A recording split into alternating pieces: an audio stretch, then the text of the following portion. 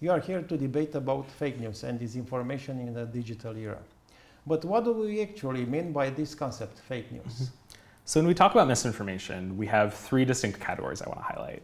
There's misinformation, which can just be anything that's false. It's objectively false information that spreads either on social media, in print, broadcast, and it's deliberately false in order to trick somebody into believing it. So that's misinformation. There's disinformation, which implies an intent behind it. So that's a piece of media with a message. It's something that is, deliberately false and trying to inflict harm on somebody. It could be a state actor. It could be just a fake news writer, but it has an intent behind it.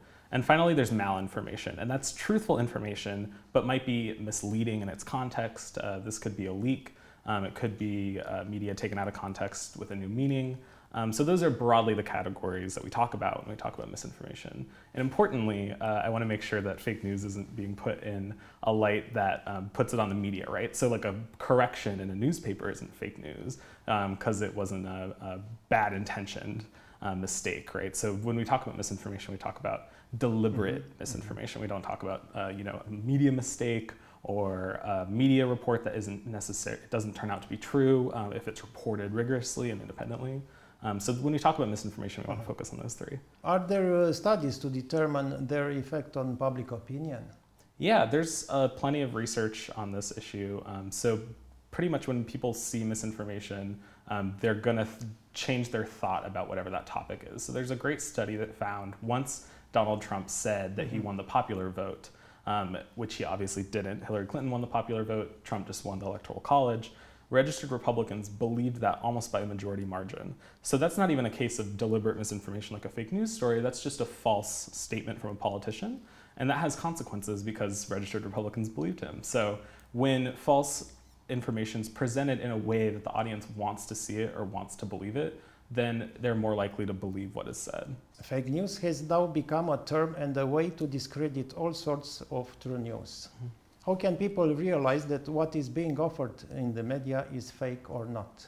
Yeah, so there are a couple key ways that I always tell people when they were trying to determine whether or not something is fake or not. So first is always do a gut check. So fake news writers are trying to get some kind of emotional reaction out of you, whether it's to make you mad, make you sad, make you happy. Fake news is supposed to make you feel a certain way immediately. And social media platforms are created in a way that makes you share, like, retweet, or whatever the action is in an instant and not do your research first. That's why social media platforms look the way they do. So my first recommendation is do a gut check. If something seems too good to be true, if you're too sad, too angry, always do a Google search. Make sure that somewhere else is covering what you're seeing. Make sure it's not being covered anywhere. Sometimes that's a good signal too. So for example, if you see a story that says Pope Francis endorsed Donald Trump, and you do a Google search and nowhere is covering that, not even the New York Times or anything, that's a big news story. So if no one's covering it, it's probably not true.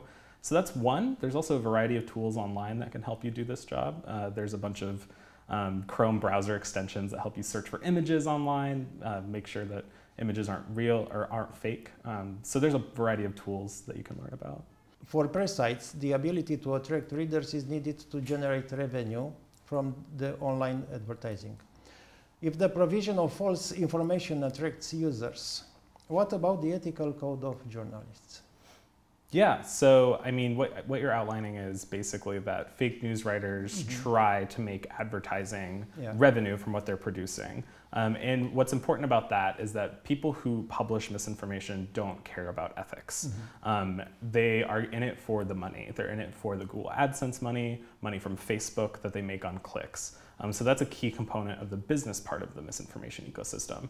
They're doing it by monetizing clicks from people, which again is distinct from the media, the mainstream media, which is credible. They do their job really well, and they do adhere to a certain standard of ethic.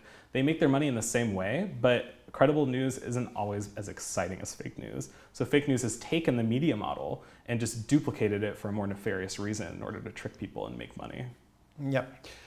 Is globalization the fact that fake news is accused of trying to influence the policy of other states? Are there studies that indicate this possibility? Yeah, so we don't yet know a ton about how misinformation affects policies of other states. There is a growing body of research in this area that's really important. It's found that people do tend to believe misinformation when it's presented to them, which is a horrible finding. But then there's also stuff that, when fact checkers debunk a story as false, people genuinely take that correction to heart and change how they feel about that certain article. But that's not to say that it's perfect, right? So when a fact checker debunks something, people might change their mind about that fact, but they don't necessarily change their political persuasion or their party. As journalists, when you're thinking about your job is to correct misinformation and highlight credible news, you can affect how your audience views a certain topic, but you can't necessarily change their mind.